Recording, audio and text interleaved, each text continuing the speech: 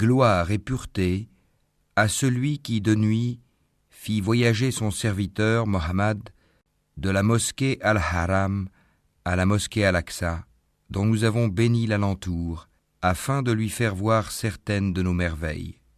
C'est lui vraiment qui est l'audient, le clairvoyant. Et nous avions donné à Moïse le livre dont nous avions fait un guide pour les enfants d'Israël.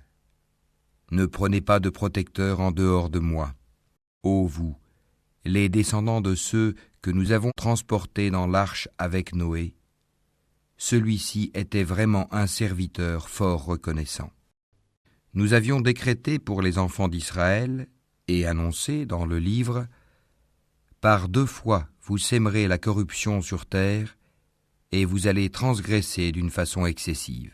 Lorsque vint l'accomplissement de la première de ces 2 prédictions, nous envoyâmes contre vous certains de nos serviteurs doués d'une force terrible, qui pénétrèrent à l'intérieur des demeures, et la prédiction fut accomplie. Ensuite, nous vous donnâmes la revanche sur eux, et nous vous renforçâmes en biens et en enfants, et nous vous fîmes un peuple plus nombreux. Si vous faites le bien, vous le faites à vous-même, et si vous faites le mal, vous le faites à vous aussi. Puis, quand vint la dernière prédiction, ce fut pour qu'ils affligent vos visages et entrent dans la mosquée comme ils y étaient entrés la première fois, et pour qu'ils détruisent complètement ceux dont ils se sont emparés. Il se peut que votre Seigneur vous fasse miséricorde, mais si vous récidivez, nous récidiverons. Et nous avons assigné l'enfer comme camp de détention aux infidèles. Certes, ce Coran guide vers ce qu'il y a de plus droit, et il annonce aux croyants qui font de bonnes œuvres qu'ils auront une grande récompense. Et à ceux qui ne croient pas en l'au-delà, que nous leur avons préparé un châtiment douloureux.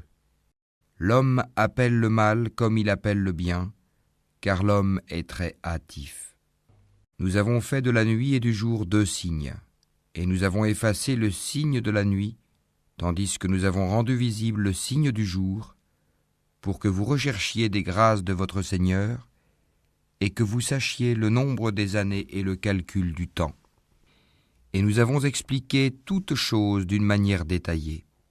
Et au cou de chaque homme, nous avons attaché son œuvre, et au jour de la résurrection, nous lui sortirons un écrit qu'il trouvera déroulé. Lis ton écrit, aujourd'hui, tu te suffis d'être ton propre comptable. Quiconque prend le droit chemin ne le prend que pour lui-même, et quiconque s'égare ne s'égare qu'à son propre détriment. Et nul ne portera le fardeau d'autrui. Et nous n'avons jamais puni un peuple avant de lui avoir envoyé un messager. Et quand nous voulons détruire une cité, nous ordonnons à ces gens opulents d'obéir à nos prescriptions, mais au contraire, ils se livrent à la perversité. Alors, la parole prononcée contre elle se réalise, et nous la détruisons entièrement. Que de générations avons-nous exterminées après Noé ? Et ton Seigneur suffit qu'il soit parfaitement connaisseur et clairvoyant sur les péchés de ses serviteurs. Quiconque désire la vie immédiate, nous nous hâtons de donner ce que nous voulons à qui nous voulons, puis nous lui assignons l'enfer, où il brûlera méprisé et repoussé. Et ceux qui recherchent l'au-delà et fournissent les efforts qui y mènent, tout en étant croyants, alors l'effort de ceux-là sera reconnu. Nous accordons abondamment à tous, ceux-ci comme ceux-là, des dons de ton Seigneur, et les dons de ton Seigneur ne sont refusés à personne. Regarde comment nous favorisons certains sur d'autres, et dans l'au-delà il y a des rangs plus élevés et plus privilégiés. N'assigne point à Allah d'autres divinités, sinon tu te trouveras méprisé et abandonné. Et ton Seigneur a décrété « N'adorez que lui » et marqué de la bonté envers les pères et les mères. Si l'un d'eux ou tous deux doivent atteindre la vieillesse auprès de toi, alors ne leur dis point « fi » et ne les brusque pas, mais adresse-leur des paroles respectueuses. Et par miséricorde, abaisse pour eux l'aile de l'humilité et dis, ô mon Seigneur, Fais-leur à tous deux miséricorde comme ils m'ont élevé tout petit. Votre Seigneur connaît mieux ce qu'il y a dans vos âmes. Si vous êtes bons, il est certes pardonneur pour ceux qui lui reviennent se repentant, et donne aux proches parents ce qui lui est dû, ainsi qu'aux pauvres et aux voyageurs en détresse. Et ne gaspille pas indûment, car les gaspilleurs sont les frères des diables, et le diable est très ingrat envers son Seigneur. Si tu t'écartes d'eux à la recherche d'une miséricorde de ton Seigneur, que tu espères, adresse-leur une parole bienveillante. Ne porte pas ta main enchaînée à ton cou par avarice, et ne l'étends pas non plus trop largement, sinon tu te trouveras blâmé et chagriné. En vérité, ton Seigneur étend ses dons largement à qui il veut ou les accorde avec parcimonie. Il est sur ses serviteurs parfaitement connaisseur et clairvoyant. Et ne tuez pas vos enfants par crainte de pauvreté. C'est nous qui attribuons leur subsistance tout comme à vous. Les tuer, c'est vraiment un énorme péché. Et n'approchez point la fornication. En vérité, c'est une turpitude, et quel mauvais chemin. Et sauf en droit, ne tuez point la vie qu'Allah a rendue sacrée. Quiconque est tué injustement alors que nous avons donné pouvoir à son proche parent, que celui-ci ne commette pas d'excès dans le meurtre, car il est déjà assisté par la loi. Et n'approchez les biens de l'orphelin que de la façon la meilleure, jusqu'à ce qu'il atteigne sa majorité. Et remplissez l'engagement, car on sera interrogé au sujet des engagements. Et donnez la pleine mesure quand vous mesurez, et pesez avec une balance exacte. C'est mieux pour vous, et le résultat en sera meilleur. Et ne poursuis pas ceux dont tu n'as aucune connaissance. L'ouïe, la vue et le cœur, sur tout cela, en vérité, on sera interrogé. Et ne foule pas la terre avec orgueil. Tu ne sauras jamais fendre la terre et tu ne pourras jamais atteindre la hauteur des montagnes. Ce qui est mauvais en tout cela est détesté de ton Seigneur. Tout cela fait partie de ce que ton Seigneur t'a révélé de la sagesse. N'assigne donc pas à Allah d'autres divinités, sinon tu seras jeté dans l'enfer, blâmé et repoussé. Votre Seigneur aurait-il réservé exclusivement pour vous des fils, et lui aurait-il pris pour lui des filles parmi les anges? Vous prononcez là une parole monstrueuse. Très certainement nous avons exposé tout ceci dans ce Coran afin que les gens réfléchissent. Mais cela ne fait qu'augmenter leur répulsion. Dis, s'il y avait des divinités avec lui, comme ils le disent, elles auraient alors cherché un chemin pour atteindre le détenteur du trône. Pureté à lui. Il est plus haut et infiniment au-dessus de ce qu'ils disent.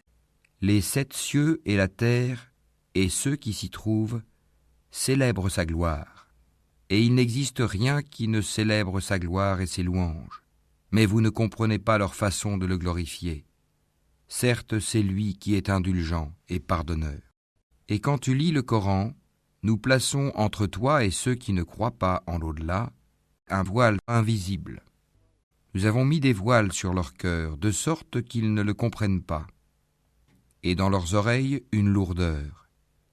Et quand, dans le Coran, tu évoques ton Seigneur, l'unique, ils tournent le dos par répulsion. Nous savons très bien ce qu'ils écoutent. Quand ils t'écoutent et qu'ils chuchotent entre eux, les injustes disent « Vous ne suivez qu'un homme ensorcelé ». Vois ce à quoi ils te comparent. Ils s'égarent donc et sont incapables de trouver un chemin vers la vérité. Et ils disent « Quand nous serons ossements et poussière, serons-nous ressuscités en une nouvelle création ?» Dis « Soyez pierre ou fer, ou toute autre créature que vous puissiez concevoir. » Ils diront alors « Qui donc nous fera revenir ?» Dis « Celui qui vous a créé la première fois. » Ils secourront vers toi leur tête et diront « Quand cela ?» Dis « Il se peut que ce soit proche. » Le jour où il vous appellera, vous lui répondrez en le glorifiant. Vous penserez cependant que vous n'êtes restés sur terre que peu de temps. Et dis à mes serviteurs d'exprimer les meilleures paroles, car le diable sème la discorde parmi eux, le diable est certes pour l'homme un ennemi déclaré. Votre Seigneur vous connaît mieux. S'il veut, il vous fera miséricorde, et s'il veut, il vous châtiera. Et nous ne t'avons pas envoyé pour que tu sois leur protecteur. Et ton Seigneur est plus connaisseur de ceux qui sont dans les cieux et sur la terre. Et parmi les prophètes, nous avons donné à certains plus de faveur qu'à d'autres. Et à David nous avons donné le Zabour. Dis, invoquez ceux que vous prétendez être des divinités en dehors de lui. Ils ne possèdent ni le moyen de dissiper votre malheur, ni de le détourner. Ceux qu'ils invoquent cherchent eux-mêmes à qui mieux le moyen de se rapprocher le plus de leur Seigneur. Ils espèrent sa miséricorde et craignent son châtiment. Le châtiment de ton Seigneur est vraiment redouté.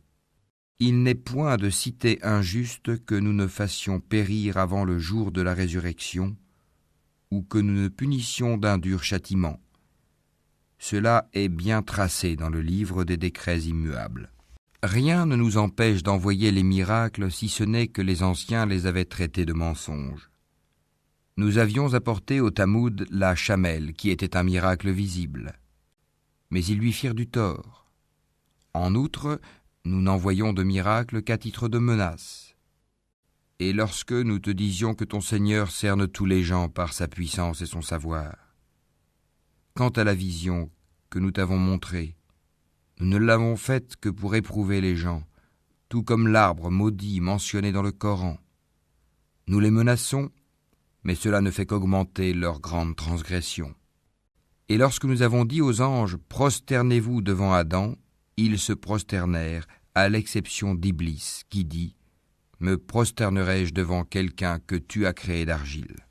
Il dit encore « Vois-tu, celui que tu as honoré au-dessus de moi, si tu me donnais du répit jusqu'au jour de la résurrection, j'éprouverais certes sa descendance, excepté un petit nombre parmi eux. » Et Allah dit « Va-t'en, quiconque d'entre eux te suivra, votre sanction sera l'enfer, une ample rétribution.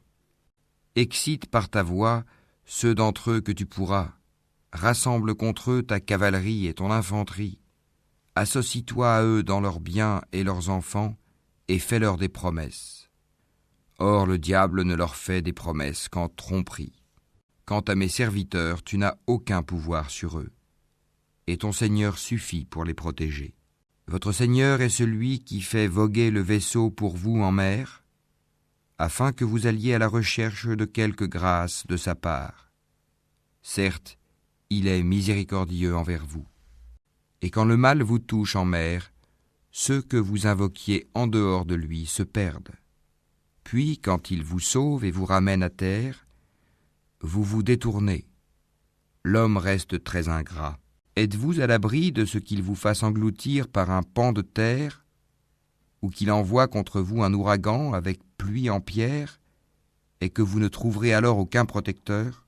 Ou êtes-vous à l'abri de ce qu'il vous y ramène en mer une autre fois, qu'il déchaîne contre vous un de ces vents à tout casser, puis qu'il vous fasse noyer à cause de votre mécréance?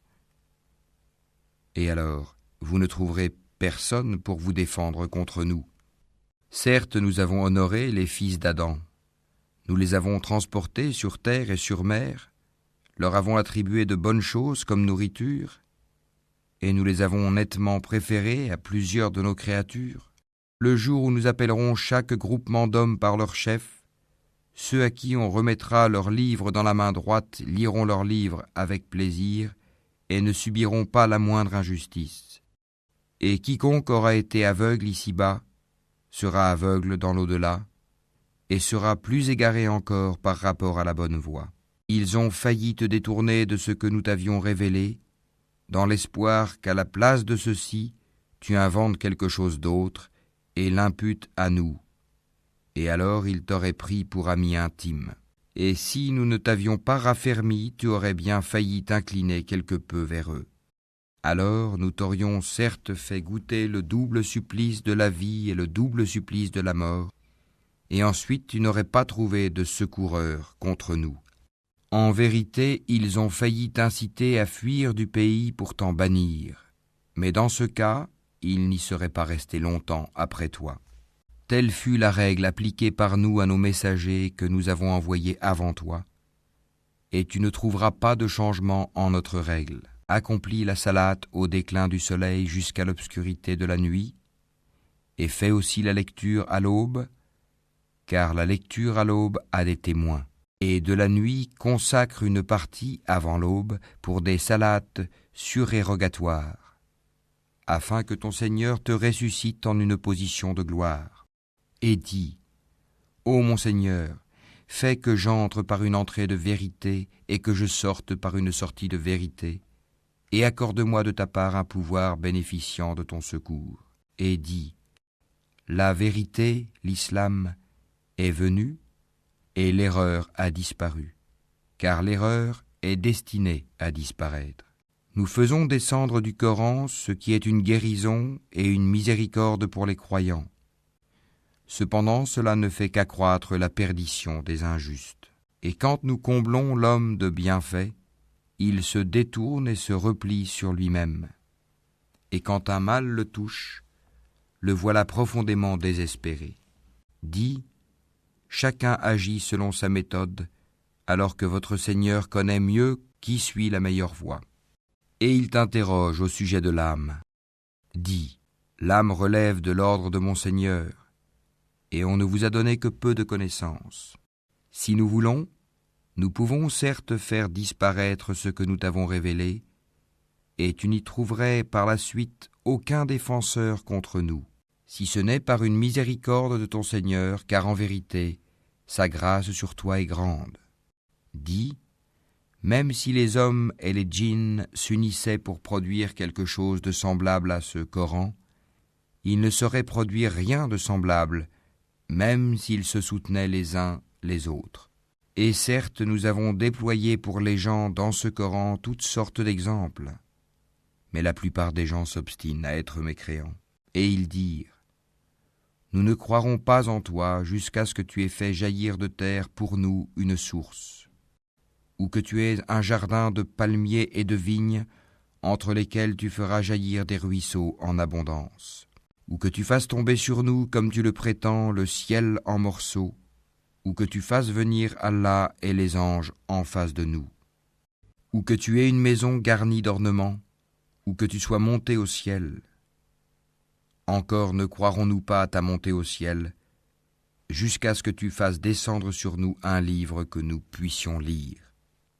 Dis-leur, gloire à mon Seigneur, ne suis-je qu'un être humain messager ? Et rien n'empêcha les gens de croire quand le guide leur est parvenu, si ce n'est qu'ils disaient, Allah envoie-t-il un être humain messager ?